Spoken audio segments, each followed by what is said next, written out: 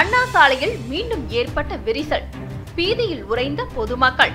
சென்னை அண்ணா சாலை ஜெமினி மேம்பாலம் அருகே மெட்ரோ ரயில் சுரங்க பணிகள் நடைபெற்று வருகிறது. இதன் மேல்புறத்தில் நேற்று முன்தினம் திடீரென 12 அடி பள்ளம் ஏற்பட்டது. இதில் மாநகர பேருந்து மற்றும் சொகுசு கார் ஒன்று பள்ளத்தில் சிக்கியது. இதையடுத்து இன்று காலை 10 அடி நீளத்திற்கு விரிசல் ஏற்பட்டுள்ளது. இதனால் அண்ணா சாலையில் போக்குவரத்து நிறுத்தப்பட்டுள்ளது.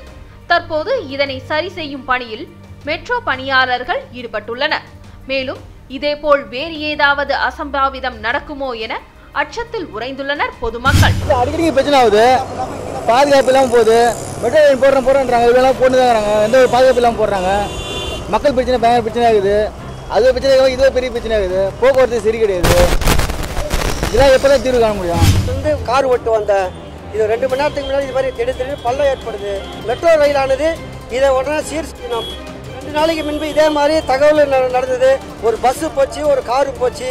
மெட்ரோ ரயிலும் இதை கண்காணிக்க வேண்டும். பொதுமக்கள் இதனால் ரொம்ப பிரச்சனை ஏற்பட்டு ரொம்ப கஷ்டமாக இருக்குது. ஒரு தொழிலாளியோ ஒரு வேலைக்கு போகணும், ஒரு நாளைக்கு 2 மணி நேரம் 3 மணி நேரம் இது மாதிரி டிராஃபிக்கில் போனால் என்ன நடக்கிறதுக்கு? இந்த அரசாங்கம் தலையிட வேண்டும்.